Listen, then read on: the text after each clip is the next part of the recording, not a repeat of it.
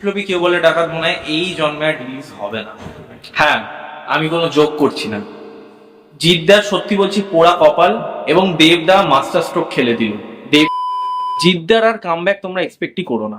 এটা হচ্ছে কেউ বলে বিপ্লবী কেউ বলে ডাকাত সিনেমাটা কিন্তু কবে আসবে ঠিক নেই। ইয়েস, দ্য ওয়ার্ল্ড নামক বড় একটা পেজ থেকে এটা ঘোষণা করা হয়েছে যে নন্দী মুভিজ এবং জিদ্দার মধ্যে একটা বচসা চলছে, যে রিলিজ নিয়ে বা এই সিনেমার যাবতীয় প্রমোশন নিয়ে সেইগুলো নিয়ে একটা কিন্তু বচসা চলছে। অর্থাৎ ছবিটা কবে আসবে সেটার কিন্তু কোনো এখনো ঠিক মানে কোনো ফাইনাল ডিসিশন কিন্তু নেওয়া হয়নি। আমার কাছে একটাই প্রশ্ন ভাই, এতদিন বাদে এই যে যখন রিলিজের একদম দোরগোড়ায় আর হয়তো মেরিগেটে মানে 2 মাসও হয়তো নেই, সেখানে দাঁড়িয়ে মানে 1.5 মাসের মতন সময় বা তাও হয়তো নেই, সেখানে দাঁড়িয়ে এই সিনেমার এরকম সিদ্ধান্ত নিচ্ছে যে মানে প্রোডাকশন হাউস, কি প্রোডাকশন হাউস ভাই, এখন সিদ্ধান্ত নিচ্ছে যে কেউ বলে বিপ্লবী কেউ বলে ডাকাত আসবে না। ঠিক আছে, জিদ্দা এত প্রমোশন করছে, কিছু কিছু জায়গায় গিয়ে প্রমোশন করছে, যেখানে যেখানে তার শো থাকে সেখানে গিয়ে সে বলছে যে আগামী 27শে মে কেউ বলে বিপ্লবী কেউ বলে ডাকাত আপনারা নিকটবর্তী সিনেমা হলে দেখতে পাবেন। তাহলে সেটা পুরোপুরি বৃথা, একটা ফেল এক্সারসাইজ। ঠিক আছে, কি বলা যাবে এটা? কারণ আমি সত্যি বুঝে পাই না, মানে ছোটখাটো প্রোডাকশন হাউস আজ যে নন্দী মুভিজ যে উঠছে, এবং আমরা যে বলছি নন্দী মুভিজের অনেকেই বলছে দেখছি যে যদি ঠিকভাবে না এক্সিকিউশন করে বা ঠিকভাবে যদি ভালো ভালো সিনেমা আনে, তাহলে নেক্সট এসবিএফ কিন্তু নন্দী মুভিজ। বাট সত্যি কথা বলছি, এই ন্যূনতম প্রফেশনালিজম যদি না থাকে, তাহলে ভাই এসবিএফ তো ছেড়েই দাও, মার্কেটের টেকা অসম্ভব হয়ে যাবে। সত্যি বলছি, কারণ যেখানে দেবদা তার সিনেমা বাইক অ্যাম্বুলেন্স দাদা সেটা কিন্তু লক করে দিয়েছে। এবার সেটাও হয়তো আমি জানি না সেটা 15 আগস্টে আসবে কিনা, তা এগিয়ে আসবে। দেখো, আমি অনেক জায়গায় শুনছিলাম যে আগেও আসতে পারে, বাট কোনো কনফার্ম নিউজ আসেনি বা কোনো আর্টিকেল থেকে যেহেতু দেয়নি, সেটা নিয়ে আমি কোনো রকম কনফার্মেশন বা সেরকম কোনো গ্যারান্টি দিতে পারছি না। তবে সেই সিনেমাটা যখনই আসুক এই বছরই আসবে। দেবদা কিন্তু এক পা পিছাবে না। পিছবে কে? জিদ্দা। কে প্রবলেমে ফেস করবে সেটা হচ্ছে জিদ্দা। কে রাজনৈতিক শিকার হবে সেটা হবে জিদ্দা। ভাই কেন? আমার কাছে প্রশ্ন হচ্ছে কেন? সে এক তো তার কাছে সেরকম হয়তো অ্যামাউন্টই নেই যেটা সে মানে একটা ভালো সিনেমা করতে পারবে। দেখো, টু বি ভেরি অনেস্ট, সে যে আগের সিনেমাগুলো এনেছে সেগুলো একটাও সেভাবে ওটিটিতে বেচা যায়নি। সেগুলো ঠিকভাবে সে আরো মানে আরোআই তো ছেড়ে দাও, সেখানে ঠিক মতন কিন্তু সে রেভিনিউই পায়নি। তাহলে সে যে পরে সিনেমা একটা টাকা নিয়োগ করবে, সেটা সে করবে কি করে? তার একটা কেউ বলে বিপ্লবী কেউ বলে টাকাতে মতো একটা প্রজেক্ট করছে, সেই ছবিটাও যদি আটকে যায়, সেই ছবিটাও যদি রিলিজ না হয়, সেটাকেও যদি কোনোভাবে এরকম বারবার রিলিজের চেঞ্জ আনা হয়, একবার যদি বলা হয় দুর্গাপুজোয় আসবে, একবার বলা হচ্ছে ঈদে আসবে, একবার বলা হচ্ছে মে মাসে আসবে, তাহলে ভাই আসবেটা কবে? আজকের ব্যাটেল অফ গালওয়ান, এই যে সিনেমাটা মাতৃভূমি সালমান খানের, সেই সিনেমাটা যে রকম প্রবলেম ফেস করছে, ঠিক সেম প্রবলেমই ফেস করছে আমাদের বাংলায় জিদ্দা কেউ বলে বিপ্লবী কেউ বলে ডাকাত নিয়ে। আমি সত্যি জানি না ছবিটা নিয়ে কি হবে, ছবিটা ভবিষ্যৎ কি, আদেও সিনেমাটা আমরা দেখতে পাবো তো থিয়েটারে?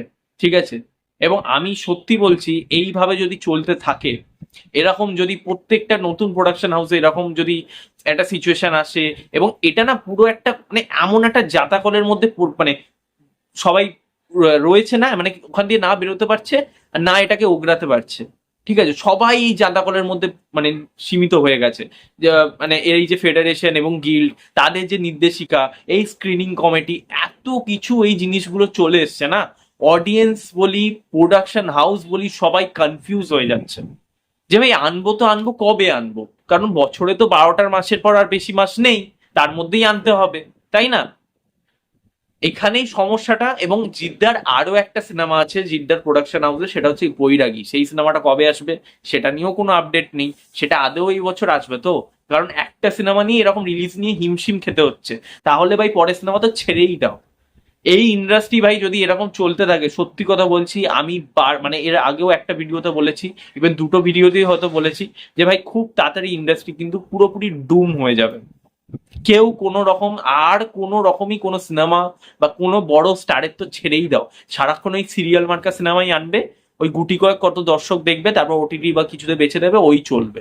তারপর তো আস্তে আস্তে বন্ধই হয়ে যাবে যদি সেটাও না ওয়ার্ক করে। আজকের ফুলপিসি এডওয়ার্ডের মতন সিনেমা ওই ডেটে আসছে। আমি সত্যি বুঝে পাই না যে ভাই, একটা তো জিদ্দাকে একটা তো চান্স দাও। সেখানেও দুটো সিনেমা ঢুকিয়ে দিয়েছে, একটা সুরিন্দারের, একটা এই উইন্ডোজের সিনেমা।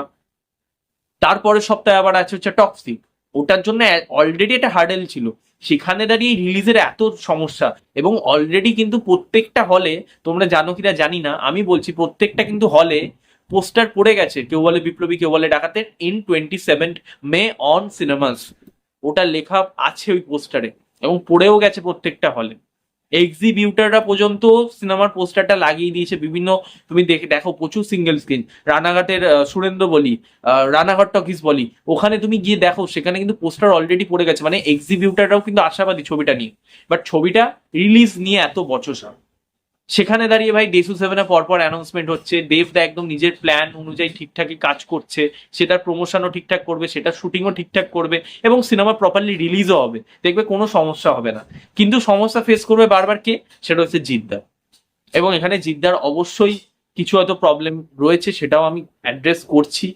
আমি এটা বলছি না যে জিদ্দা পুরোপুরি রাজনৈতিক শিকার, তারও হয়তো কিছু প্রবলেম থাকতেও পারে, সেটা আমি মানছি, কিন্তু ভাই মানুষ একবার ফেস করতে পারে, দুবার ফেস করতে পারে, বারবার কেন? বুমেরাং নিয়ে এই সমস্যা, বুমেরাং একটা অড টাইমে আসলো, এর আগের ছবিগুলো প্রপার রিলিজ টাইম পাইনি, সেইগুলো ঠিকঠাক ডিস্ট্রিবিউশন হয়নি, তাহলে ভাই প্রত্যেকবার যদি এরকম হয় তাহলে কেন ভাই, কেন সে ছবি বানাবে?